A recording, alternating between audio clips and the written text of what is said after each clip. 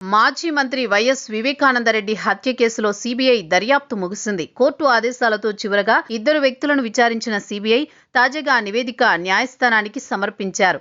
ఈ నివేదికలో కొత్తగా ఎలాంటి కీలక అంశాలు పొందుపరచలేదని, ఇప్పటి వరకు జరిగిన విచారణతోనే దర్యాప్తును ముగిస్తున్నామని దర్యాప్తు సంస్థ స్పష్టం చేసింది. విచారణ అధికారులు కోర్టుకు సమర్పించిన వివరాల ప్రకారం గతంలో దాఖలు చేసిన ఛార్జిషీట్లలోని అంశాలని తుది నివేదికలోనూ పునరుద్ఘాటించినట్టు తెలుస్తోంది.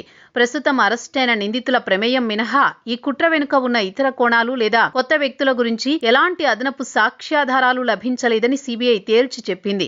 దీంతో ఈ కేసులో ఇకపై తదుపరి విచారణ ఉండబోదనే సంకేతాలు వెలువడుతున్నాయి.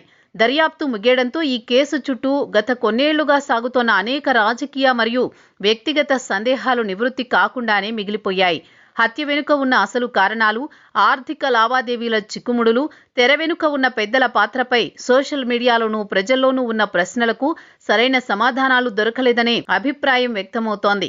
ముఖ్యంగా వివేకా మృతి గురించి బయట ప్రపంచానికి తెలియకముందే కొంతమంది ముఖ్య వ్యక్తులకు సమాచారం వచ్చిందని చెబుతున్నారు. కానీ వాటిపై క్లారిటీ లేదు.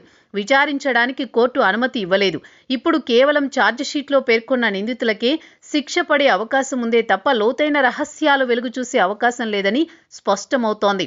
ఇకపై ఈ కేసులో న్యాయస్థానంలో సాగే ట్రయల్ మాత్రమే కీలకం కానుంది. ఇప్పటి వరకు సీబీఐ సేకరించిన సాక్ష్యాలను, నిందితుల వాదనలను బేరీజు వేసి కోర్టు తుది తీర్పు వెలువరించనుంది. దర్యాప్తు సంస్థ ఇక దర్యాప్తు ముగిసింది అని ప్రకటించినందున బాధితులకు పూర్తిస్థాయి న్యాయం జరుగుతుందా లేదా అన్నది ఇప్పుడు న్యాయస్థానం ఇచ్చే తీర్పుపైనే ఆధారపడుతుంది.